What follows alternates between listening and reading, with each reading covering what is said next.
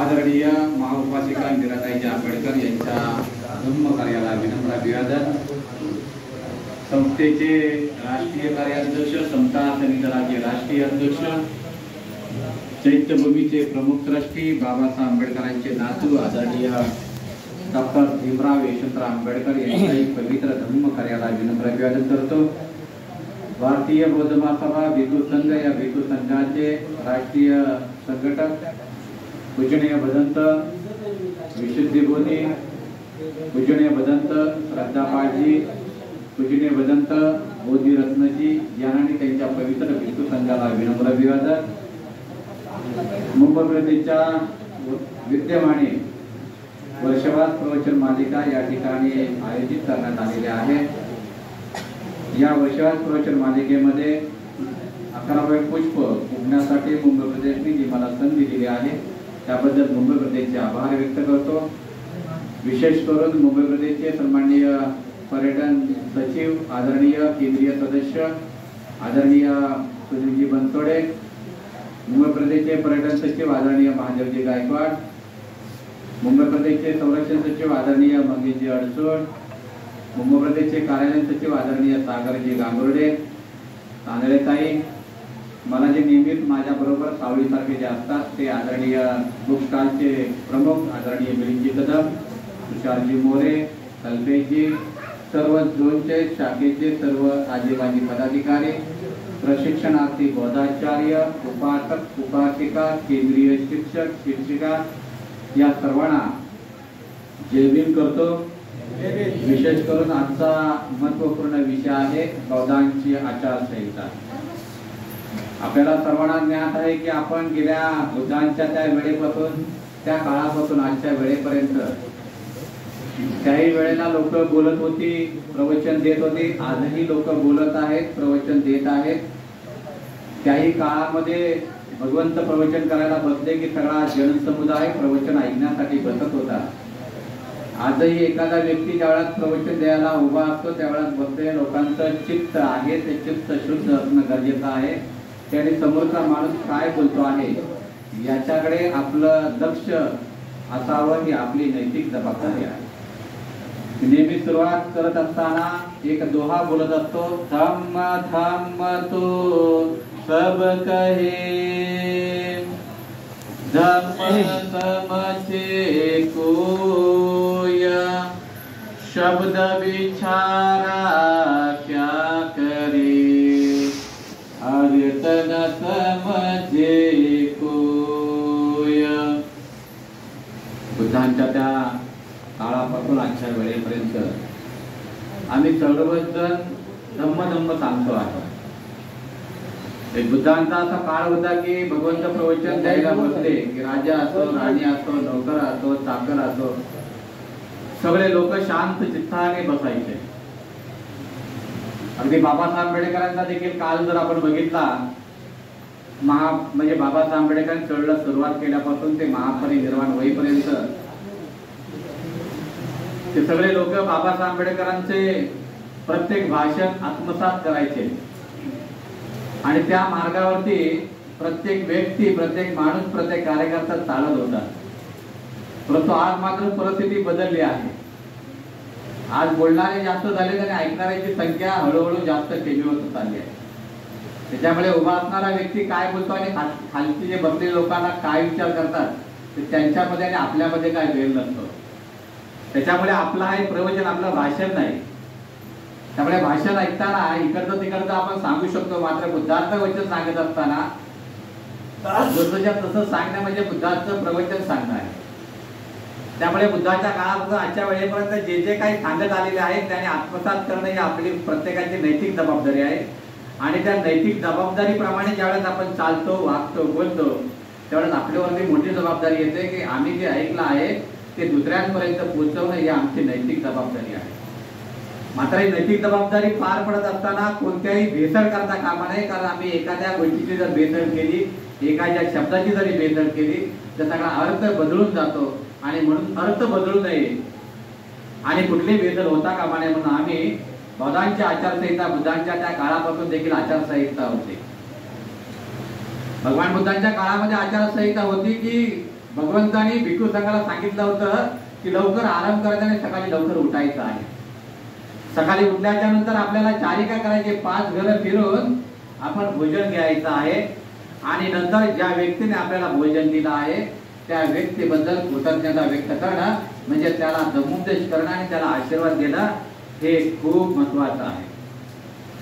भगवान बुद्धांच्या त्या धम्मामध्ये धम्म सांगत असताना आनंद जे होते ते भगवान बुद्धांचे सेवेकरी होते.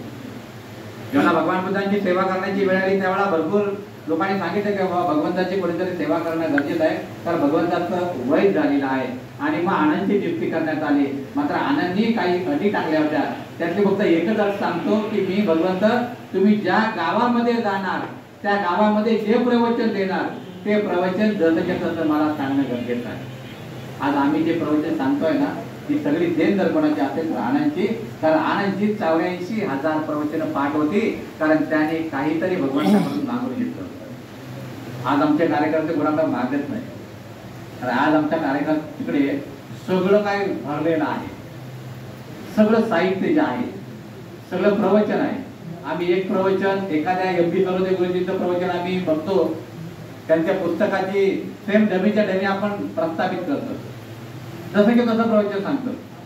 म्हणजे आज आमच्याकडे सगळं आपल्याकडे उपलब्ध साहित्य झालेलं आहे. त्याच्यामध्ये आज आम्हाला अभ्यास करायची आणि तर्कशुद्धता करायची काही आवश्यकता लागत नाही. आणि म्हणून त्या काळापासून आजच्या वेळेपर्यंत म्हणजे बाबासाहेब आंबेडकरांनी ज्या वेळेला आपल्याला या देशामध्ये आपली काय अवस्था होती आपल्याला सगळ्यांना माहिती आहे, ज्ञात असेल.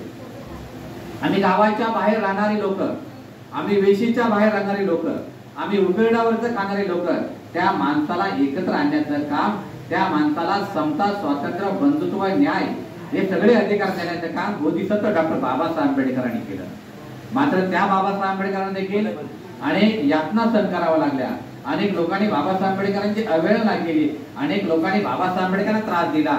आणि मग गावाच्या बाहेर राहणाऱ्या माणसाला कुठेतरी गावात आणणं गरजेचं आहे. सगळ्या ज्या सवलती आहेत त्या देणं गरजेचं आहे. म्हणून बाबासाहेब आंबेडकरांनी अनेक लढे केले आणि त्या अनेक लढ्यातून बाबासाहेब आंबेडकरांनी कालाराम 14 सालाचा सत्याग्रह केला, कालाराम मंदिराचा सत्याग्रह केला. 5 वर्ष कालाराम मंदिराच्या सत्याग्रहाला घातली दिली बाबासाहेब आंबेडकरांनी. मात्र तिथल्या जातीवादी लोकांना पटत नव्हतं, खपत नव्हतं. आणि मग बाबासाहेब आंबेडकरांनी एवढ्या लाल्याने धर्मांतराची घोषणा केली.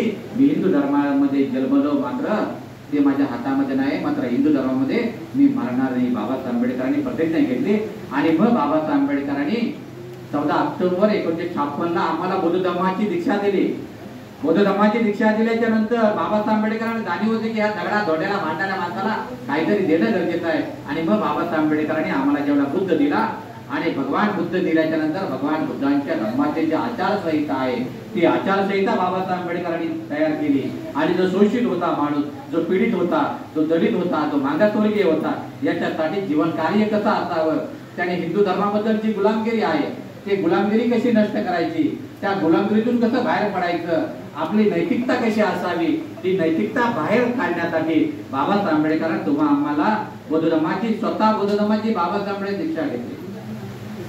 त्यावेळेचे जे नेते होते जे स्वतःला बाबासाहेब आंबेडकरांच्या नंतर आता बोलत होते की आम्ही नेते आहोत बाबासाहेब आंबेडकर चळवळीचे, म्हणजे बाबासाहेब आंबेडकरांनी प्रतिज्ञा घेतली होती की मी समाजाचा जर उद्धार केला नाही तर मी स्वतःला गोली मारून घेईन. मात्र आमचे पुढारी आज काय म्हणत आहेत, जोपर्यंत तुम्हाला भिकेला लावत आहे तोपर्यंत आम्ही काही शांत बसणार नाही. आहे का कोणतरी धावत येतोय का?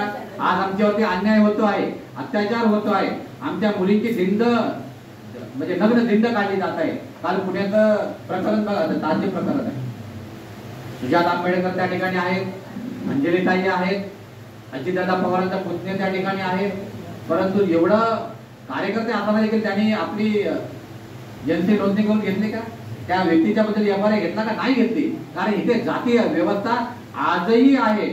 आज आमचे विरोधक बाहेरचे कोण नाही आहेत, आमचेच विरोधक आहेत. त्याच्यामुळे आम्ही काम करताना आमची बुद्धी जागृत ठेवणं गरजेचं आहे.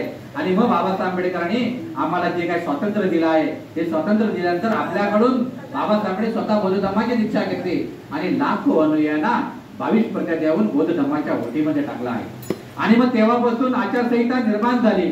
मग आचारसंहिता म्हणजे काय आहे? तर आचारसंहिता म्हणजे नियमावली आहे, नियमावली आहे, आचार करण्याची पद्धत आहे. भगवान बुद्धाने सांगितलं आचारो कर्म धम्म, आचारो कर्म धम्म, तुमचं आचरण शुद्ध करा. यही भिकवे, या भिकू, तुम्हाला माझा धम्म जर पटला तर तुम्ही स्वीकारा, अन्यथा तुम्ही स्वीकारू नका. हे बुद्ध सांगतात. बाबासाहेब आंबेडकर देखील ते सांगतात की माझ्या नावाचा जय जयकार करण्यापेक्षा मी सांगितलेली जी काम आहे ती तुम्ही काम प्रामाणिकपणे करा. किती लोक आम्ही प्रामाणिकपणे करतो? बाप जर बोलून असेल तर पोरग घरामध्ये केव्हा पूजेला बसत नाही, चैतन्य याचं नावच राहते. विचार करा ना. म्हणून आमची आचारसंहिता काय आहे? तर आचारसंहिता म्हणजे नियमावली, आचरण करण्याची पद्धत. आचारसंहितेमध्ये दोन प्रकार आहेत. दैनंदिन आचारसंहिता म्हणजे दररोजच्या जीवनामध्ये प्रत्येक व्यक्तीने पाळावायचे नियम आहेत. मग दररोजचे नियम कोणते आहेत? पंचशील आहे ना. पंचशील आम्ही फक्त तोंडावरती पाठ आहे सगळ्यांचं, पुढे पाठ आणि पाठीमागे सगळं सपाट आहे ना. दिन के लगते जेकर आधे इधर आधे उधर, बीच वाले तो किधर भी नाही. आमचं तसंच चाललंय अजूनही. आम्ही आचारसंहिता काही कोणी पाळत नाही, कारण आम्हाला साधं पंचशिलाचं जर पालन करता येत नाही तर बाबासाहेब आंबेडकरांनी दिलेला जो भगवान बुद्धांचा धम्म आहे तो बौद्ध भिक्खू 227 नियमांचं पालन करतात आहे ना. 227. म्हणून आमची दैनंदिन आचारसंहिता म्हणजे रोजच्या जीवनामध्ये प्रत्येक व्यक्तीने पाळावायचे नियम. आणि दुसरं आहे की नैतिक आचारसंहिता म्हणजे काही निमित्ताने, काही कारणाने ज्या वेळेला घरामध्ये जो प्रसंग असेल, आनंदाचा असेल, उत्साहाचा असेल, दुःखाचा असेल, त्यावेळी प्रत्येकाची आचारसंहिता वेगळी असते. आणि आचारसंहितेच्या प्रत्येक धर्मामध्ये, हिंदू धर्माची आचारसंहिता असेल तर तो हातामध्ये सकाळी उठल्या उठल्या घंटा घेणार असता, टाट टाट टाट वाजवणार असता, देवाच्या पुढे जाणार असता, सुखहरता दुःखहरता वारता विघ्नाची करणार असता. मुसलमान असेल तर 5 वेळा नमाज पडणार, त्याची आचारसंहिता आहे ना. 5 वेळा त्याला न चुकता नमाज पडायचा आहे. बिस्मिल्लाही रहमानी रहीम, या अल्लाह मुझे हर काम में बरकत दे आहे ना, तो बोलणार. आम्ही केव्हा तरी कधी कधी तरी पंचशील बोलतो आहे ना, कधी कधी तरी आम्ही बोलतो. आम्हाला कधी कधी तरी बोध होत चालणार नाही, तर आम्हाला नीतिमत्तेचा बोध होणं गरजेचं आहे. बोधांचं आचरण करणारा बोध होणं गरजेचं आहे. आमच्याकडे जे काही नियम आहेत, जे आचारसंहिता आहे, ते आमच्या घरामध्ये देखील असणं गरजेचं आहे. की मी देखील माझ्या घरामध्ये कोणतेही चुकीचं काम करणार नाही. सगळे जे गोष्टी आहेत त्या शांततेने सांगण्याचा प्रयत्न करेन. आणि आमच्या जीवनामध्ये सगळ्यात महत्वाचं जर काय असेल तर दैनंदिन जीवनामध्ये मानवाची जर काय आचारसंहिता असेल, मानवाची आचारसंहिता, मी फक्त बौद्धांचीच आचारसंहिता सांगत नाहीये, तर मानवाची जर आचारसंहिता काय असेल तर प्रत्येक व्यक्तीने चांगला माणूस बनणं गरजेचं आहे. मानवाची आचारसंहिता आहे, प्रत्येक व्यक्तीने चांगला माणूस बनणं गरजेचं आहे. मग तो हिंदू असू दे, बौद्ध असू दे, जैन असू दे, इसाई असू दे, कोणी असू दे, पारशी असू दे, सगळ्या मानव एकच आहे ना.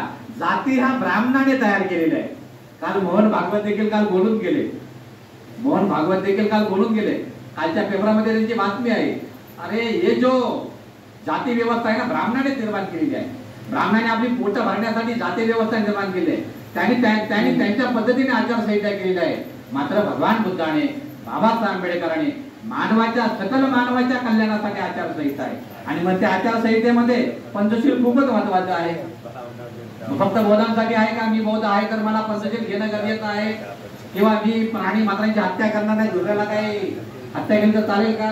संजय दत्त आजही आतमध्ये गेला ना. तो संजय दत्तावरती हत्याचा प्रकार झाला ना, हरणीची हत्या केली, त्याला काही सजा झाली नाही का?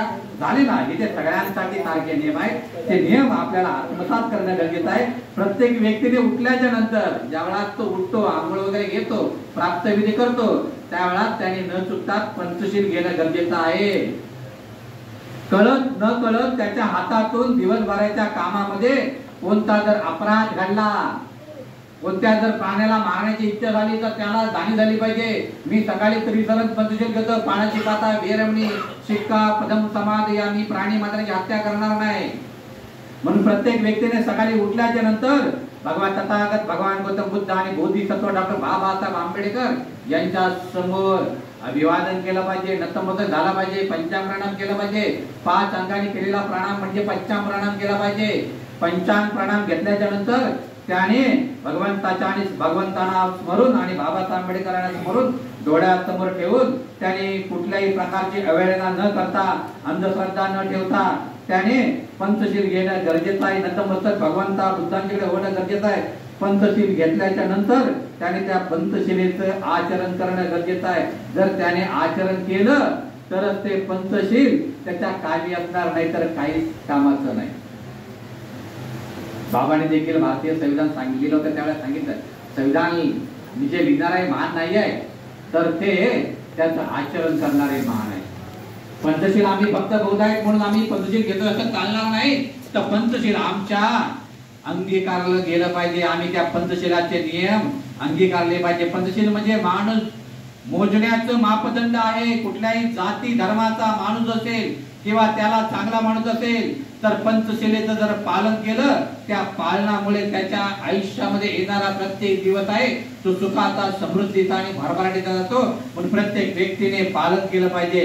आणि पालन करत असताना त्याने त्या शिलाचं पालन केलं पाहिजे. फक्त पंचशील माझ्या पाठ आहे आणि त्याने ते पंचशील जर आचरणामध्ये आणलं नाही तर ते पंचशील घेऊन देखील काही त्याचं कामाचं नाही. प्रत्येक व्यक्तीने पंचशिलाचं तंतोतंत पालन केलं पाहिजे. हा भगवान बुद्धाने दिलेला आम्हाला आचारसंहिता आहे. भगवान बुद्धाने सांगितलं होतं की शिलाला महत्व द्या. भगवान बुद्धांच्या धम्मामध्ये महाकाश्यप होते. महाकाश्यप एवढे शिलवान होते की भगवान बुद्धांचं महापरिनिर्वाण झालं त्यावेळेला महाकाश्यप येण्यासाठी उशीर लागला. मात्र महाकाश्यप येईपर्यंत भगवान बुद्धांचा देह तसाच ठेवण्यात आला. त्याच्यानंतर त्याला अग्नी देण्यात आली भगवंताला. म्हणजे महाकाश्यप जे नियमाचे तंतोतंत पालन करत होते. उपाली जो न्हावी होता तो उपाली न्हावेने भगवान बुद्धांचा धम्माचा जे काही नियम आहे त्याच्यात मुखवत पाठ होते. त्याच्याकडे आचारसंहिता होती. त्या आचारसंहितेचं पालन करायचं. मात्र आम्ही देखील आचारसंहितेचं पालन करणं गरजेचं आहे. दुसरं आहे की 22 धम्म 22 प्रतिज्ञा आहेत. धम्म 22 प्रतिज्ञा आम्हाला बाबासाहेब आंबेडकरांनी दिल्या. 22 पानं बाबासाहेब आंबेडकरांनी तयार करून 22 पानावरती 22 प्रतिज्ञा लिहिल्या होत्या. त्यावेळेच्या कार्यकर्त्यांनी श्याम हॉटेलमध्ये ज्यावेळेला मीटिंग झाली त्यावेळेला सांगितलं बाबासाहेब आंबेडकर तुम्ही 22 प्रतिज्ञा 22 पानावरती कशाला लिहिल्या आहेत, एकाच पानावरती लिहायचं. एवढे कागद खराब झाले नसते. बाबासाहेब आंबेडकर दुःख वाटून डोळ्यातून पाणी आलं बाबासाहेब आंबेडकरांनी. का की माझा समाज मला समजू शकला नाही. अरे माझा समाजातली लोक अजूनही अंधश्रद्धाळू आहेत. मला माझ्या डोळ्यावरती चष्मा लागलाय, तो चष्मा मी वापरणार नाही. 22 प्रतिज्ञा ज्या 22 प्रतिज्ञा वाचणार आहे तेव्हा किंवा समाजाला देणार आहे तेव्हा. म्हणून बाबासाहेब आंबेडकर ते एका पानावरती मोठ्या अक्षरामध्ये लिहिला. तर बाबासाहेब आंबेडकरांना डोळ्याचा त्रास होता, डोळ्याने व्यवस्थित दिसत नव्हतं. बाबासाहेब आंबेडकरांनी बौद्ध धर्माची दीक्षा देत असताना काठी किंवा चष्म्याचा वापर केला नाही. कोणाचा आधार घेतला नाही. या निसर्गावरती आधारित जो धम्म आहे त्या विज्ञानवादी धम्माचा आधार घेऊन बाबासाहेब आंबेडकरांनी आम्हाला 22 प्रतिज्ञा दिली आहेत. 22 प्रतिज्ञा दिल्याच्या नंतर बाबासाहेब आंबेडकर सांगतात की हरेकाना बौद्ध धर्माची दीक्षा द्या.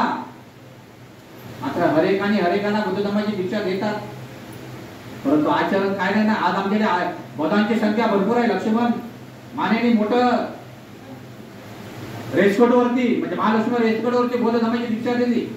परंतु दीक्षा दिल्याच्या नंतर पुढचं काय, पुढचं काहीच सांगितलं नाही. फक्त दीक्षा दिली आणि बाजूला झाले. म्हणजे भगवान बुद्धांच्या अगोदर जे 27 बुद्ध होऊन गेले ना त्यांनी बुद्धत्व प्राप्त केलं, मात्र बौद्ध धर्माचा प्रचार आणि प्रसार केला नाही. मात्र भगवंतांनी बौद्ध धर्माचा प्रचार म्हणजे बुद्धत्व प्राप्त झाल्याच्या नंतर अनेक लोकांना अंधश्रद्धेतून गुलामगिरीतून मुक्त करण्याचं काम केलं. म्हणून आम्ही त्याला बोलतो भगवान बुद्ध. भ म्हणजे नष्ट करणे, वाण म्हणजे कृष्णा. ज्याच्याकडे कोणती कृष्णा नव्हती तो आहे भगवान बुद्ध. आणि म्हणून आम्हाला 22 प्रतिज्ञेचं आचरण तंतोतंत आचरण करणं गरजेचं आहे. सदाचारी जीवनासाठी समाजामध्ये वावरत असताना आचरण करत असताना आपले आचरण सदाचारयुक्त असले पाहिजे. आपले आचरण सदाचारयुक्त असले पाहिजे, आदरणीय असले पाहिजे. सदाचारी जीवन जगण्यासाठी अष्टांगिक मार्गाचं आपण प्रत्येकाने पालन केलं पाहिजे. आम्ही फक्त प्रवचन मध्ये सांगतो, वर्गाच्या बाहेर गेले की आम्ही काय बोलतो, अरे काय त्याने विषय दिला काही समजत नाही, येडा होता तो. होतं ना बाबा,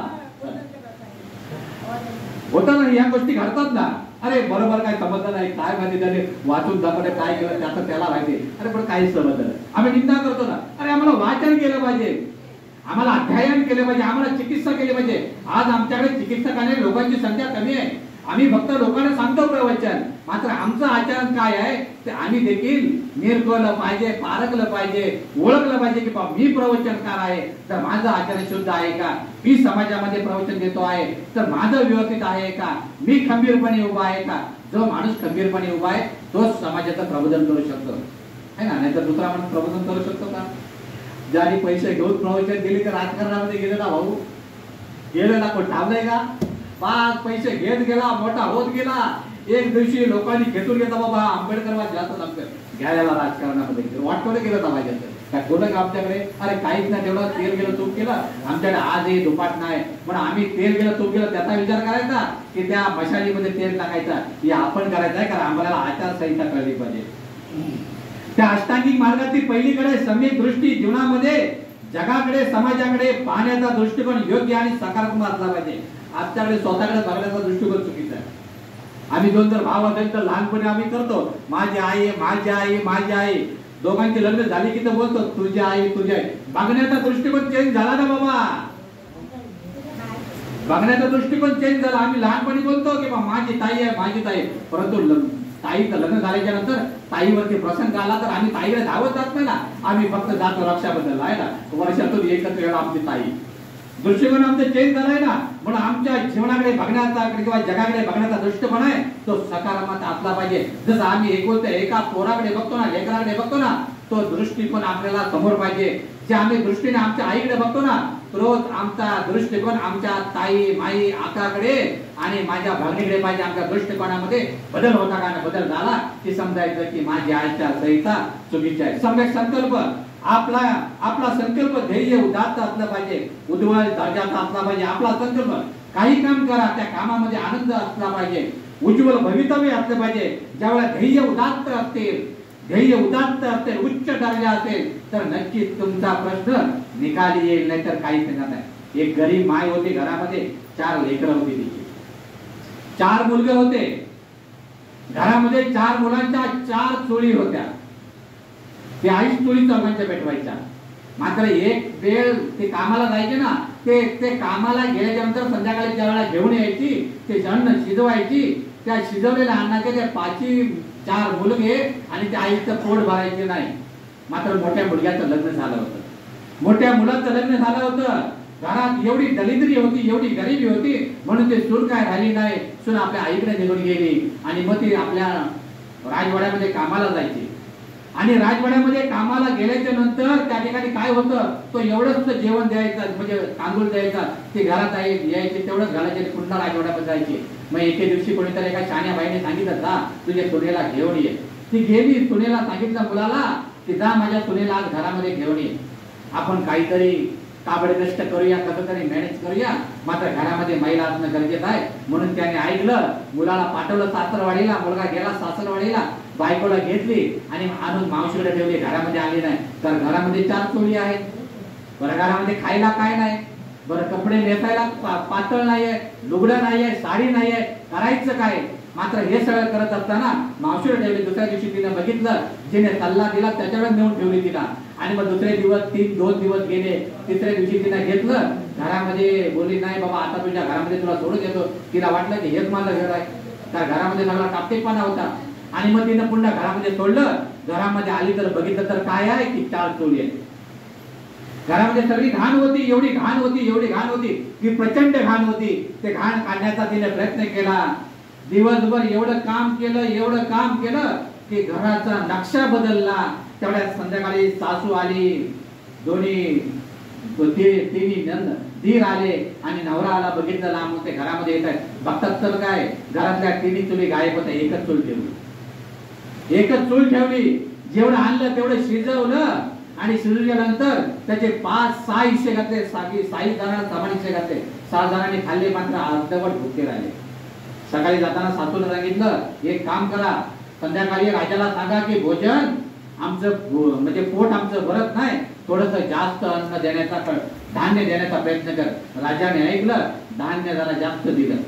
दुसऱ्या दिवशी पुन्हा ती घरी आली. पुन्हा आल्याच्या नंतर पुन्हा ते कामाला गेली. संध्याकाळी सांगितलं ते धान्य आणलं, थोडस त्यातलं वाचवून ठेवलं. महिलांचं काम असतं ना वाचवणं.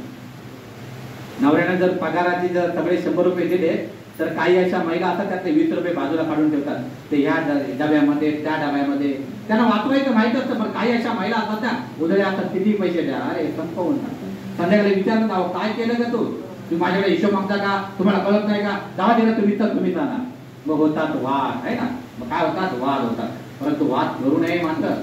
वाद केले ना तर स्वतःच्या घराला आग लागते. आग कोणी विजवायला येत नाही बघा, कोणी विजवायला येतं. त्यामुळे आपल्या घराला स्वतःच्या घराला आग लावू नये. आणि मग हे सगळं करत असताना पुन्हा दुसऱ्या तिसऱ्या दिवशी गेली. पुन्हा राजाला सांगितलं की राजा हो, घरातलं आमचं काय भागत नाही, तुम्ही थोडंसं धान्य वाढवून द्या.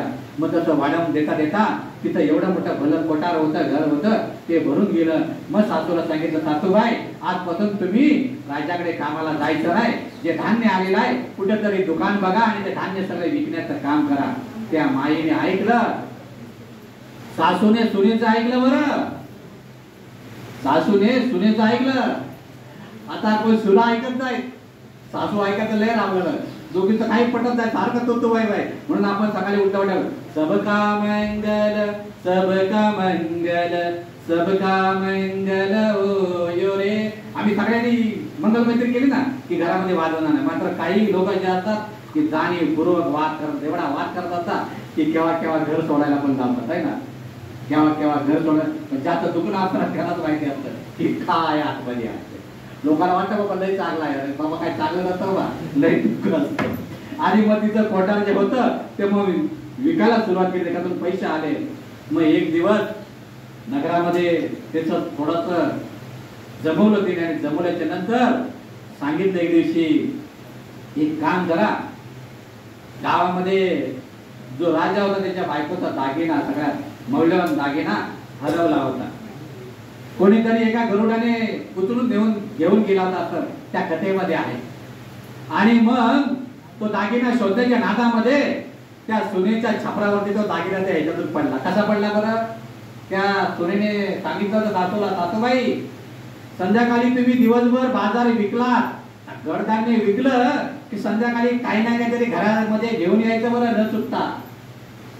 तिचा नेहमीचा प्राप्तविधी चालू होता. एक दिवस तिला काहीच भेटलं नाही. मात्र तिच्या डोक्यामध्ये एकच होतं, माझ्या सुनेने सांगितलंय काहीतरी घेऊन या. तिने खूप शोधलं, तिला काही भेटलं नाही. एक साप मेलेला भेटला. मग तो साप घेतला आणि घरी आली आणि बोलली, बघ हे मी काय घेऊन आले. ते बोले, काय सासूबाई, मेलेला सापाला आणलं, तुम्हाला काय कळत नाही का, काहीतरी चांगली वस्तू घेऊन यायचं ना. अगं बाई खूप शोधलं पण काहीच भेटलं नाही. मग तिने साप उचलला आणि घरावरती टाकला. त्या घरावरून तो दागिना घेऊन जाणारा पक्षी उडत होता. त्याने बघितला खाली मासाचा गोळा आहे.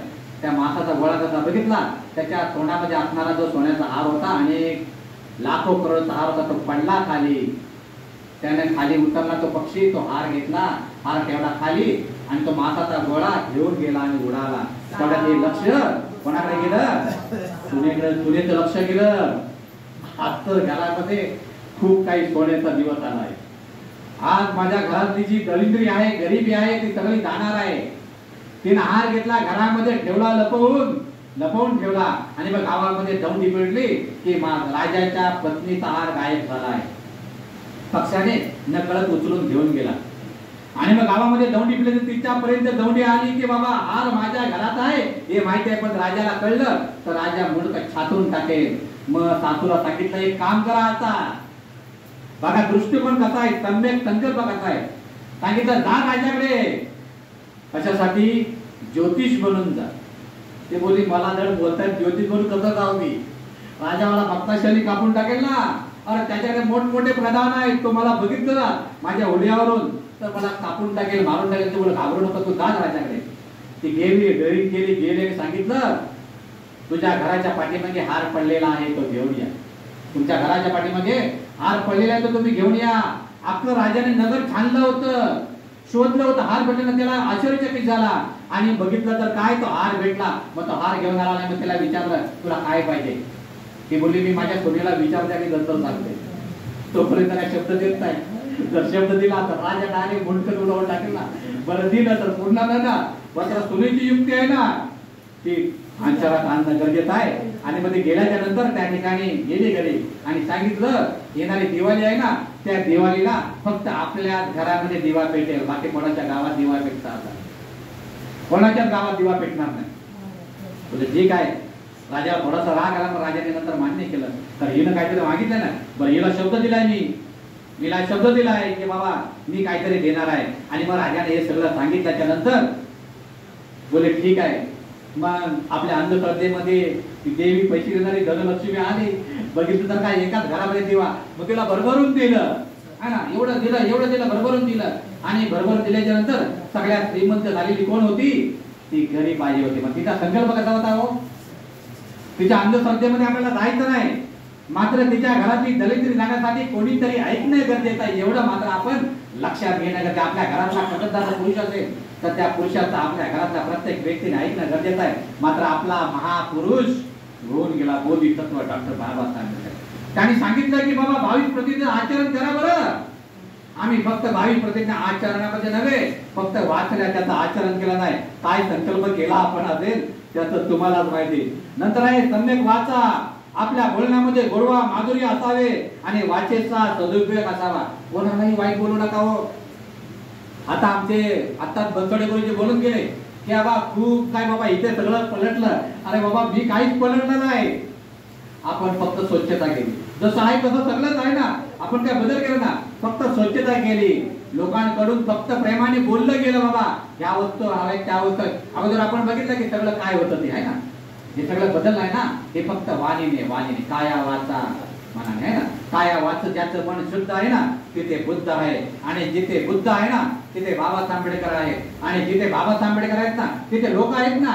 त्या लोकांमध्ये कळलं पाहिजे की लोकांना कळलं पाहिजे की आम्ही ज्या ठिकाणी नतमस्तक व्हायला येतो त्या ठिकाणची व्यवस्था चोख आणि चांगली असावी. म्हणून आपली वाणी जी आहे ते शुद्ध असणं गरजेचं आहे. आपलं कर्मांत आहे कुशल कर्म. प्रत्येक माणसाने कुशल कर्म करणं गरजेचं आहे. चांगलं कर्म करायचं आहे. कोणाबद्दल वाईट बोलायचं नाही, वाईट विचार करायचा नाही, वाईट नजरेने बघायचं नाही. असं नाही की आपण शरीराने व्यभिचार केला. अरे नाही बाबा, विचाराने पण व्यभिचार होतो, मनाने पण व्यभिचार होतो. कायो जगत जो आहे ना स्वतःला तो दिसतो, तसं आपल्या कायेने वाचेने कोणताही व्यभिचार होता कामा नये, विचार करता कामा नये. म्हणून प्रत्येकाने आपलं कुशल कर्म करणं गरजेचं आहे. सम्यक आजीविका, योग्य आणि सम्यक मार्गाने उपजीविका करणे. आपली जी आजीविका आहे ना ती सम्यक मार्गाने करणं गरजेचं आहे. त्याच्यामध्ये कोणतीही कोणाकडून घेता कामा नये.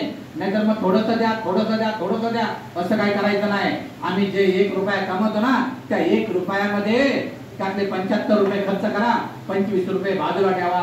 तुम्ही समाधानाला पगार छोटा असला तरी चालेल, पण तुमचं मन समाधानी पाहिजे.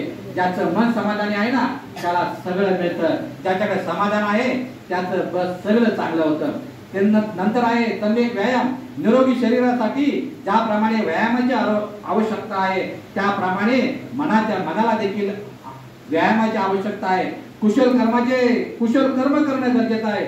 वाईट कर्म जर मनामध्ये आलं तर ते बाजूला टाकून देणं गरजेचं आहे. इष्ट आहे आपली आचारसंहिता. सम्यक स्मृती, जागृत राहणे. नेहमी जागृत राहिलं पाहिजे. झोपेमध्ये देखील जागृत राहिलं पाहिजे, चालताना जागृत राहिलं पाहिजे, बोलताना विचारपूर्वक बोललं पाहिजे, बघताना योग्य दृष्टीने बघितलं पाहिजे. भगवंताचं एक उदाहरण आहे. भगवंताचा भिक्षू संघाचा एक सदस्य एका रस्त्यावरती एका बाजूला कडेला उभा होता.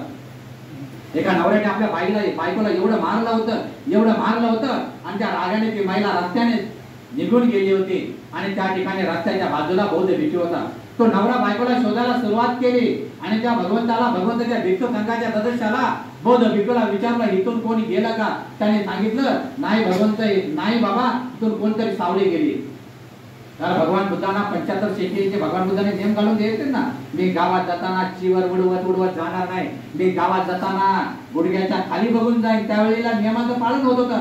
आजही नियमाचं पालन होत आहे. फक्त आमचा दृष्टिकोन बदलला आहे. आमचा दृष्टिकोन चांगला ठेवणं गरजेचं आहे. आणि मग ही गोष्ट सांगितलं नाही तुम्ही खोटं बोलताय. ही गोष्ट राजाकडे गेली. त्याला राजाला सांगितलं राजा हो, आमचे बौद्ध भिक्षूंचे नियम आहेत, गुडघ्याच्या वरती बघायचं नाही. मी जाताना फक्त मला एक सावळी घेतली, परंतु कोणते तरी व्यक्ती गेला, ती बाई गेले की पुरुष गेला हे मला माहिती नाही, परंतु कोणती तरी व्यक्ती गेला, मी सावळी बघितली. त्यानं जे होतं ते व्यवस्थित सांगितलं. म्हणून आम्हाला आमची सम्यक दृष्टी जी आहे, सम्यक आम्ही जागृत पाहिजे. प्रत्येक ठिकाणी जागरूक पाहिजे. बोलण्यामध्ये जागरूक पाहिजे, चालण्यामध्ये जागरूक पाहिजे, बघण्यामध्ये जागरूक पाहिजे, झोपेमध्ये जागरूक पाहिजे, बोलताना जागरूक पाहिजे. आम्ही चुकीचं काही बोलता कामा नये. आम्ही प्रत्येक वेळी चांगलं बोलण्याचं काम करू. आणि नंतर आहे शेवटचं आहे 8वीकडे सम्यक समाधी. कुशल चित्ताची एकाग्रता. चित्ताने केलेले कोणतेही काम वेळी ताकद न लावता, ताकद खर्च न करता योग्य चित्ताने शुद्धता मिळवणे. आम्ही केव्हा चैतन्यमध्ये येतो, मात्र आम्ही चैतन्य आले तर आमची प्रवचन मालिका वंदना सूत्रपणे संपलं की आम्ही एकाच वेळी भरकन निघून जातो बाहेर. आम्ही आचारसंहिता पाळतो का? लांबचं उदाहरण नाही बरं, आपलं हितलं उदाहरण. आम्ही आचारसंहिता पाळतो का? बौद्धांची आचारसंहिता आहे ना, बौद्धाचार्यांची आचारसंहिता आहे ना. अरे ज्या ठिकाणी प्रवचन चालू आहे ना, वाद आम्हाला शांत चित्ताने बसायचं आहे. आम्हाला कॅपॅसिटी पाहिजे ना, आम्हाला कॅपॅसिटी पाहिजे, आम्हाला प्रॅक्टिस पाहिजे की आम्ही कुठेतरी विधीला गेलो तर आम्हाला एका ठिकाणी 2 का 3 तास, आम्ही पुण्यानंबरच्या विधीला गेलो किती तास लागतो आम्हाला? 4 ते 5 तास जातात ना एकाच ठिकाणी बसवलं तर कोच्चीमध्ये. बरं उठल्याच्या नंतर मला द्या दान, मी चाललो ते बोलते नाही थांबा ना, पोरगा तिकडे बाहेर गेलाय, सासू बाहेर गेली का, लोक दान देतात का? नाही. मात्र आम्ही विधी घेतानाच आम्ही सांगितलं पाहिजे माझा एवढा एवढा निधी आहे, एवढा एवढा निधीचं दान आहे, 200 रुपये असेल, 400 अगोदर सांगायचं बरं आचारसंहिता आपली. नाही तर सांगायचं नाही, कार्यक्रम पाहुणा बिना बघून काय प्रवचन पैसे वगैरे मागायचे नाही. आपलं दान ठरलेलं आहे, न तर एवढा तुम्ही खर्च केला आहे. मग बोधचरण द्यायला काय झालं, रात्रीच एवढी मोठी पार्टी केली होती, एवढा मोठा खर्च केला होता, आता तर एवढे पैसे दिले तर काय होतं, असं काय बोलायचं नाही बरं. आपलं आचारसंहिता जेवढं दान आहे तेवढं दान द्यायचं आहे, तेवढंच मागून हक्काने घ्यायचं आहे. तर आपल्याला पुढचा कार्यक्रमाला जायचं आहे. म्हणून आपल्या चित्त जे आहे ते चित्त शुद्ध पाहिजे. जिथे शुद्ध चित्त आहे तिथे बुद्ध आहे. तर बुद्धाचे विचार आम्ही आत्मसात करतो. चित्त एकाग्रतेने केलेले काम वेळोवेळी सत्कर्मी लावणे गरजेचं आहे. प्रत्येक व्यक्तीने दैनंदिन जीवनामध्ये मध्यम मार्गाचा अवलंब केला पाहिजे. जो मध्यम मार्गाचा अवलंब करत नाही तो मात्र भरकटला जातो है ना. आणि भरकटलेला माणूस लवकर घरी येत नाही. एक वेळा पक्षी आकाशामध्ये उडणारा पक्षी संध्याकाळी घरट्यामध्ये येतो. मात्र आमच्या डोक्यामध्ये एकदा भूत गेलं ना तर ते भूत निघून जात नाही. म्हणून आम्हाला कुशल समाधीची चित्तता केली पाहिजे, कुशल कामाने वागलं पाहिजे. हा आमचा दैनंदिन जीवन आहे. माणसाच्या दैनंदिन जीवनामध्ये सदाचारातला सद्गुणांचा वापर असणं गरजेचं आहे. सद्गुणाचार म्हणजे व्यक्तीने कोणतेही गुण असावे, चांगले गुण असावे, सदाचरण चांगले असावे. सदाचरण म्हणजे पारमिता आहे. प्रत्येक व्यक्तीने दान पारमिता केली पाहिजे. प्रत्येकाला जाणीव झाली पाहिजे मी चैत्यमध्ये येतोय ना, मी काहीतरी एक तरी गोळी बनतेना येताना घेऊन येईन. तर एका बनतेना एक जरी पाण्याची 2.5 रुपयाची बाटली दिली, अरे खूप मोठं पुण्य आहे. मात्र आम्ही बनतेनकडे आल्याच्या नंतर आम्ही पंचांगणात करत नाही. पण आम्ही बघतोय, आम्ही फक्त सांगतो की आम्हाला बनतेची पाहिजे, विधीसाठी फक्त बनतेची पाहिजे, मिरवणुकीसाठी बनतेची पाहिजे. पण बनतेजींना काय लागतं, बनतेची काय खातात, सकाळचा नाश्ता करतात का, दुपारचं भोजन वेळेमध्ये होतं का, संध्याकाळचा अल्पाहार होतो का, बनतेची तब्येत कशी आहे याच्यावरती आम्ही सगळ्यांनी चिंतन केलं पाहिजे. आम्ही खरंच पारमिता पूर्ण करतो का, आम्ही ते पारमिताप्रमाणे वागतो का, आम्ही फक्त बोधाचार्य आहोत का. आम्ही बोधांचे गुरुजी असेल तर आम्हाला आमच्या गुरूंची देखील तब्येतीची विचारपूस केलं पाहिजे, त्यांना अभिवादन केलं पाहिजे, आमची पारमिता पूर्ण केली पाहिजे. पारमिता जी पहिली पारमिता आहे, योग्य ठिकाणी दान देणे, टिकाऊ दान देणे आणि टाकाऊ दान देऊ नये. आमच्याकडे पहिली पारमिता योग्य ठिकाणी दान देणे. मग कोणाला दान देणे, पहिलं दान देणे बौद्ध भिक्खूंना. तुझ्या सांगेन बिहाराला दान द्या, बौद्ध भिक्खूंना दान द्या. कारण बौद्ध भिक्खूंना केव्हा केव्हा अशी वेळ येते उघड्यावरती जाऊन केव्हा केव्हा भूक लागली तर खावं लागतं. त्याला जबाबदार कोण आहे? आम्ही लोक जबाबदार आहे ना. आम्ही मोठे लोक बोलणारे जबाबदार आहे ना. जोपर्यंत आमची पारमिता आम्ही पूर्ण करत नाही, आम्हाला दान जोपर्यंत कळत नाही, आम्ही दान बुद्धविहारात दिलं पाहिजे. बुद्धविहार निर्माण केली पाहिजेत ना. बुद्धविहार निर्माण करून आमच्या बुद्धविहाराला लॉक मारता कामा नये. आमची मंडळाने जे मंडळ आहेत ना, ती सगळी मंडळ आहेत, त्या सगळ्या मंडळाने विचार केला पाहिजे आतमध्ये बुद्ध आहे, बसलेला आहे. आम्ही बुद्धाची प्रतिष्ठा केलेली आहे, आम्ही बाबासाहेब आंबेडकरांची प्रतिष्ठा केलेली आहे. मग आमच्या बुद्धविहाराला लॉक कशाला पाहिजे? आम्ही कायमस्वरूपी 24 तास ओपन ठेवलं पाहिजे. कोणत्याही जाती धर्माचा माणूस आला ना तर त्याच्या अभ्यासाचं केंद्र असलं पाहिजे. आम्हाला फक्त मठाधिपती बसता कामा नये, तर त्या बुद्ध विहारामध्ये विचाराचा माणूस बसला पाहिजे, विचार करणारा बसला पाहिजे, लोकांचं प्रबोधन करणारा बसला पाहिजे, अंधश्रद्धा मुक्त करणारा बसला पाहिजे. या दिवशी घडेल त्या दिवशी आपली पारमिता पूर्ण होईल की आपल्याला समजेल की योग्य ठिकाणी मी दान दिलाय, टिकाऊ दान दिलाय, ते खराब होता कामा नये. नंतर आहे शील पारमिता. शिलाचे काटेकोरपणे पालन केलं पाहिजे. शोभना नावाची भिक्खुनी होती ना, बुद्धांच्या भिक्खू संघामध्ये भिक्खू संघाने आर्या होती. शोभना नावाची माताजी होती. तिच्या पाठीमागे एक दिवस राजकुमार लागला होता. त्या शोभनाचे डोळे एवढे सुंदर होते, एवढे सुंदर होते, तिच्या प्रेमामध्ये पडला. मग शोभना जिकडे तिकडे जायची, तिकडे तिकडे तो राजकुमार तिचा पाठलाग करू लागला. आणि मग एक दिवशी शोभनाला त्याने अडवलं आणि सांगितलं की मी तुझ्यावरती खूप प्रेम करतो, तू मला खूप आवडते. मग तिने अगदी हळूच प्रश्न विचारला, माझ्या शरीराचा कोणता भाग तुला आवडतो ज्याच्यावरती तू एवढा वेडा, एवढा पिना झालाय, एवढं प्रेम करतो आहे? तेवढ्या तिच्या मुखातून सुंदर वाणी निघाली की त्याच्या मुखातून वाणी निघाली, तुझे डोळे आहेत ना मला खूप आवडतात. तिने काही विचार केला नाही, क्षणाचाही विचार केला नाही. बाजूला एक दगडीचा तुकडा पडला होता, त्याला टोक धारदार टोक होती. तो दगडीचा तुकडा उचलला, डोळ्यामध्ये घातला, डोळा काढला, हातावर त्याने दिला, बोलली अरे बाबा माझ्या डोळ्यावरती प्रेम करतोस ना, हा घे डोळा. त्याने बघितलं रक्तबंबाळ शोभना झालेली आहे. आपलं शीळ सांभाळण्यासाठी रक्तबंबाळ झाले. डोळा शरीराचा एक भाग काढून दिला, डोळा काढून दिला, हातामध्ये दिला आणि सांगितलं घे हा डोळा घे आणि जा कर त्याच्यावरती प्रेम. त्याने बघितलं, घाबरा गुबरा झाला, तो पळत सुटला आणि ते आपल्या भिक्षू निवासामध्ये आले आणि बसली. ही गोष्ट जेवढा भगवान बुद्धांपर्यंत पोहोचली ना, त्यावेळेला भगवान बुद्ध म्हणतात की माझ्या अशा आर्य आहेत, माझ्या अशा भिकोनी आहेत, ते आपल्या शरीराचाही विचार करत नाही. त्याने शील संपादन केलं. किती मोठी गुणवान होती की जिने आपला डोळा आपल्या प्रेमासाठी, आपल्या शीलासाठी त्याला दान दिला. एवढं पुण्य पारमिता आपल्या जन्मात. नंतर निष्कर्म पारमिता, निष्कर्म भावनेने केलेले कार्य म्हणजे पश्चाताप होत नाही. कोणतंही काम करा त्याच्यामध्ये लाज असता कामा नये.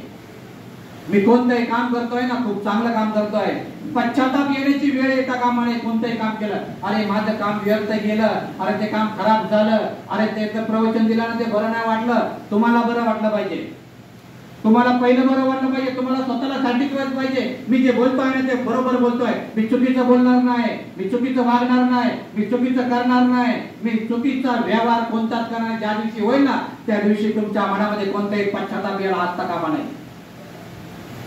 दादासाहेब गायकवाडांच्या धर्मामध्ये, बाबासाहेब चळवळीमध्ये शांताबाई दाणी होती आहे ना, शांताबाई दाणी होते ना, त्यांच्या आईचं निधन झालं होतं. सकाळी 5 वाजता निधन झालं होतं आणि मानराम सत्याग्रहाचा शेवटचा दिवस होता. सकाळी 5 वाजता आईचं निधन झालं. आईला तेल लावलं, आईला चांगली तेलामध्ये कपड्यामध्ये गुंडाळली, आईला झाकून ठेवल्याने सकाळी चळवळीमध्ये गेली. दिवसभर चळवळीमध्ये राहिली. संध्याकाळी चळवळ, संध्याकाळी 6 वाजता समारोप झाला. तेवढ्यात तिने मोठ्याने आंबरडा बोलला, रडू लागली. तेवढ्या दादासाहेब गावाने विचारलं कारण काय तू? सांगितलं साहेब माझ्या आईचं निधन झालं. केव्हा झालं? सकाळी झालं. दादासाहेब बोलतात का बाई मला सकाळपासून सांगितलं नाही? सांगितलं नाही, आज चळवळीचा शेवटचा दिवस होता. तिला पश्चाताप झाला का? नाही पश्चाताप झाला. कारण का आई तर मेली आहे ना. अरे इथे जिवंत माणसासाठी सत्याग्रह चालू, त्याच्यासाठी माझी आई काय अशा 10 या असले ना तरी कुर्बान केले असतात. एवढं मोठं पश्चाताप आहे ना, एवढा मोठा त्याग आहे ना. अरे हा त्याग पाहिजे प्रत्येक माणसाजवळ. प्रज्ञा पारमिता, जीवनामध्ये सर्वांनी ज्ञानाने परिपूर्ण पाहिजे. जीवनामध्ये जर परिपूर्ण व्हायचं, सगळ्या धर्माचं ज्ञान पाहिजे, सगळ्या धर्माचं ज्ञान पाहिजे. सगळा धर्म काय सांगतोय त्याचं चिकित्सा वृत्तीने प्रत्येकाने आत्मसात केलं पाहिजे. फक्त बोधचारी फक्त भिमके लागतात इधर आधे उधर इधर करून नाही करणार. आम्हाला कोणत्याही जाती धर्माचा जर प्रश्न विचारला ना, हिंदू धर्माचा विचार होते, मुसलमान धर्माचा विचार होते, आणखीन कोणत्या धर्माचा विचार होते, कमीत कमी आपलं तोंड तरी उघडलं पाहिजे. एवढं तरी ज्ञान आपल्याकडे पाहिजे. आमच्या जीवनामध्ये प्रत्येक काम करताना परिपूर्ण पाहिजे. प्रत्येक पारमिता आपल्याला पूर्ण करायचे. वीर्य पारमिता, जीवनामध्ये प्रत्येक काम करत असताना उत्साहाने करा. कोणतेही काम करा, चांगलं काम करा, प्रामाणिक काम करा, धैर्याने काम करा, नीतिमत्तेने काम करा. ज्या दिवशी तुम्ही नीतिमत्तेने काम करणार ना त्या दिवशी तुमच्याकडे चांगली पारमिता आल्याशिवाय राहणार नाही. आणि सर्वांगीण परिपूर्ण असणं गरजेचं आहे. आणि जीवनामध्ये आनंद असणं गरजेचं आहे. प्रत्येक काम करताना तुमच्या जीवनामध्ये आनंद असणं गरजेचं आहे. शांती पारमिता, जीवनामध्ये संयम ठेवावा. कोणतंही काम करताना संयम ठेवणं गरजेचं आहे. एखादा माणूस तुम्हाला रागाने बोलला तर तुम्ही त्याच्यावरती तापून जाऊ नका, रागावू नका. तुम्ही समजा की माझं काहीतरी चुकलं आहे. जर जोपर्यंत चुकत नाही तोपर्यंत समोरचा बोलत नाही. आणि कोणालाही प्रत्युत्तर करू नका. सगळ्यात मिळत भविष्यामध्ये जर पुढे जायचं असेल ना तर कोणालाही प्रत्युत्तर करू नका. कोणाच्याही उत्तराला अरे तुरे बोलू नका. ज्या दिवशी तुम्हाला एखादा माणूस प्रश्न विचारेल त्या दिवशी त्या प्रश्नाचं उत्तर मात्र तुम्ही द्या. तिथे मात्र गप्प बसू नका. पण एखादा माणूस तुम्हाला रागवेल ना, तुम्हाला उत्साह म्हणजे उस्कावेल, त्या दिवशी तुम्ही ते काम करू नका की त्याला उत्तर देण्याच्या भानगडीत पडू नका. तर रागाच्या भरामध्ये दिलेलं उत्तर हे माणसाला संपवू शकतं. जसं लोखंडाला गंध लावून संपवतं ना तसं माणसाचं जीवन देखील आहे. म्हणून पारमिता करताना संयम ठेवणं गरजेचं आहे. सत्य पारमिता, नेहमी सत्य वचनाने बोलावे. त्या सत्याचाच विजय असतो. भले लेट असू दे मात्र विजय हा सत्याचाच असतो. दे सत्याचाच असतो. अधिष्ठान पारमिता म्हणजे ठाम निर्धार.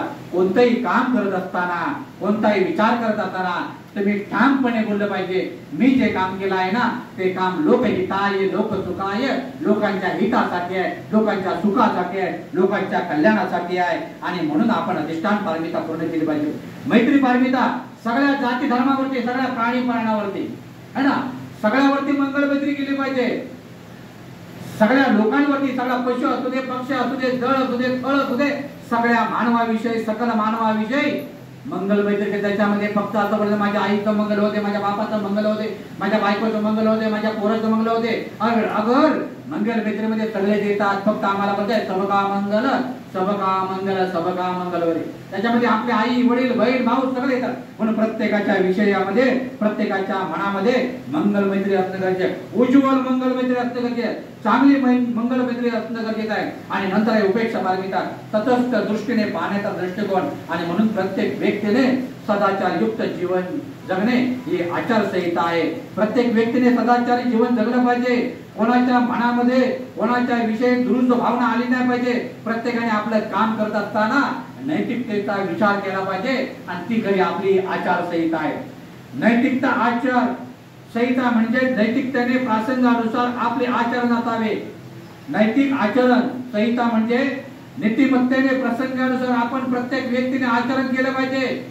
एखादा बौद्ध भिक्खूने तुम्हाला बोलवलं ना तर तुम्ही संयमाने गेलं पाहिजे. एखाद्या बौद्ध भिक्खूने तुम्हाला एखादं काम सांगितलं की ऐकणं गरजेचं आहे. कारण बौद्ध भिक्खू इथून उठून दुकानात जाऊन वस्तू कोणती आणत नाही. आम्ही त्यांना जागेवरती आणून दिलं पाहिजे. आपलं नैतिक कर्तव्य आहे ना. म्हणून आम्हाला त्या सगळ्या गोष्टी कळल्या पाहिजेत. संस्कार विधी, बौद्धांची शिखर संस्थांची बुद्धिस्ट सोसायटी पीडिया तथा भारतीय बौद्ध महासभा ही संस्था बौद्धांची मातृसंस्था आहे. ही संस्था बोधिसत्व डॉक्टर बाबासाहेब आंबेडकर निर्माण केले आहे. त्याचे आचार विचार, त्याचे नियमावली, ही सगळी नियमावली फक्त आणि फक्त बाबासाहेब आंबेडकरांनी निर्माण केलेली आहे. बाबासाहेब आंबेडकरांनी घटना बनवलेली आहे, बायलॉज तयार केलेला आहे. बौद्ध संस्कार विधी जी आहे ती कशा विधी पाहिजे हे सगळं बाबासाहेब आंबेडकरांनी केलं पाहिजे. तरी देखील बाबासाहेब आंबेडकर म्हणतात की याच्यामध्ये जर बदल करायचा असेल तर बदल तुम्ही करू शकता. केवढी मोठी पुण्य पारमिता करून ठेवली आहे. केवढे मोठे विचार, उदात्त ध्येयाचे विचार बाबासाहेब आंबेडकरांनी या ठिकाणी लिहून ठेवले. म्हणून प्रत्येक व्यक्तीने विधी करत असताना कोणतेही कर्मकांड करता कामा नये. जे विधी तुम्हाला शिबिरामध्ये शिकवले जातात त्याप्रमाणे आम्ही आचरण केलं पाहिजे. त्याप्रमाणे आम्ही काम केलं पाहिजे. विधी झाल्याच्या नंतर बौद्धचार्याला काय दान द्यावं लागतं ते संस्थेने ठरवले, त्याप्रमाणे आपण करणं गरजेचं आहे. त्याच्या विरुद्ध कोणतेही आपल्या मनाचे विकार करता कामा नये. विधीमध्ये कोणते भेसळ करता कामा नये. जे काय आहे ते सगळं करता सगळं करणं गरजेचं आहे. राहिला गोष्ट की वाढदिवस आहे, वाढदिवसाच्या दिवशी मेणबत्ती फुकायची नाही हे लक्षात ठेवायचं आहे. त्या मुलाच्या आयुष्यामध्ये किंवा आपल्या आयुष्यामध्ये अंधेरा करायचा नाही. कारण मेणबत्ती काय करते मेणबत्ती स्वतः जळते, दुसऱ्याला प्रकाश देते. बाबासाहेब आंबेडकरांचं देखील तसंच आहे ना. शेवटपर्यंत स्वतःची काळजी घेतली नाही. देह झिजवला स्वतःसाठी आहे ना, परंतु काही आपल्यासाठी ठेवलं का, परिवारासाठी ठेवलं का, काहीच नाही. परंतु काही बदमाश लोक बोलतात, बदमाश ही बाबासाहेब आंबेडकरांची प्रॉपर्टी, ही आमची प्रॉपर्टी. अरे बदमाश आणून तुमची प्रॉपर्टी कोणाची प्रॉपर्टी? नेते आहे ना तुम्ही, नेते आहे ना तुम्ही. तुमची प्रॉपर्टी ती देखील समाजाची प्रॉपर्टी जाहीर करा ना. फक्त एकच बाबासाहेब आंबेडकरांची प्रॉपर्टी आमची प्रॉपर्टी, अरे तुमची प्रॉपर्टी ती पण समाजाची जाहीर करा ना. मात्र तसं कोण करत नाही. फक्त बाबासाहेब आंबेडकरांची प्रॉपर्टी ती फक्त आमच्या समाजाची प्रॉपर्टी. एक शहाणा माणूस आला होता राजगृहावरती, आम्हाला वरती जायचंय. तुम्हाला वरती परिवार झोपलाय. मग आम्ही काय परिवार नाही का? आम्ही काय परिवार नाही का? आम्हाला राजगृह करायचं. अरे बाबा तू काय बोलतो, तुझं डोकं तरी चालव ना. माणूस आहे का तू? डोकं चालव ना थोडं. आपण काय बोलतोय ते. अरे रक्ता मासाचे लोक आहेत ना आपले आहेत ना. बाबासाहेब आंबेडकरांनी आपल्या परिवाराचा जर विचार केला असता तर आमचा परिवार जन्माला आला असता का? हो अरे नाही आला असता. मात्र अजूनही आम्हाला कळत नाही ना. अजूनही आंबेडकरवाद करत बसतात आहे ना. आंबेडकरांनी हे केलं पाहिजे, आंबेडकरांनी ते 3 भावांनी केलं पाहिजे. अरे तुम्ही काय करता? तुमचं बघा ना खालचं, तुमच्या खालचं बघा ना किती काळोखामध्ये आहे ते. दुसऱ्यांचं राहू दे ना, दुसरं राहू दे. त्यांनी जर आपल्या जगाचा उद्धार केलाय, अरे आमचा विचार केला, तुमचा विचार, सगळ्यांचा विचार केला ना. पण तुम्ही त्यांचा विचार केला का? कोटी कोटी कुलांचा उद्धार केला डॉक्टर बाबासाहेब आंबेडकर. पण त्या कुलाला आम्ही काय दिलं का? आम्ही काय देतो का? आम्ही केव्हा? अरे आम्ही तोंडाने देखील शब्द उच्चारला पाहिजे चांगला. एवढी आमची नैतिकता असणं गरजेचं आहे. म्हणून कोणतेही काम करत असताना आम्ही चांगलं काम करणं गरजेचं आहे. आमचे बोधांचे आचरण, आमच्या एखाद्या भगिनीचा नवरा जर मेला तर तिथं कुंकू पुतायला जाऊ नका बाबांनो. बोधांचे आचरण आहे, तिच्या कागड्या काढायला जाऊ नका, तिची जोडवी काढायला जाऊ नका, तिला विद्रूप करू नका. अरे अगोदर दुःखामध्ये ती ताई माझी आहे आणि मेल्याच्या नंतर तिला विद्रूप का करता तुम्ही? आणि ही तुम्हाला नैतिक जबाबदारी कोणी दिलेली नाही, धर्माने दिलेली आहे, बाबासाहेबांनी दिलेली आहे, बुद्धाने दिलेली आहे. तिच्या स्वातंत्र्य आहे. बाबासाहेब आंबेडकरांनी त्या महिलेला माझ्या स्वातंत्र्य दिलेलं आहे. तिथं ती ठरवून घेईल की काय काढायचं आणि काय ठेवायचं. मात्र माझ्या महिलेचा सगळ्यात मोठा अलंकार असेल आणि संरक्षण असेल तर तिच्या दागिन्याने तिचा कुंकू आहे. म्हणून ते पुतण्याच्या भानगडीत आपण पडता कामा नये. आणि म्हणूनच बौद्धांचे सण आणि मंगल दिन आहेत. त्या मंगल दिना दिवशी उत्सव प्रेमी फक्त असू नये. आज आमचा बाबासाहेब आंबेडकर भगवान बुद्धांची जयंती असेल त्या दिवशी डीजे वाजवायचं बंद करावं. अरे बाबासाहेब आंबेडकर जयंती असेल ना त्या दिवशी बाबासाहेब आंबेडकर अगोदर सांगितलं माझ्या नावाचा जय जयकार करण्यापेक्षा मी सांगितलेले काम प्रामाणिकपणे करा. बुद्ध विहार निर्माण करा, तिथे ग्रंथालय ठेवा, मुलांना वाचू दे, मुलाला शिकू दे.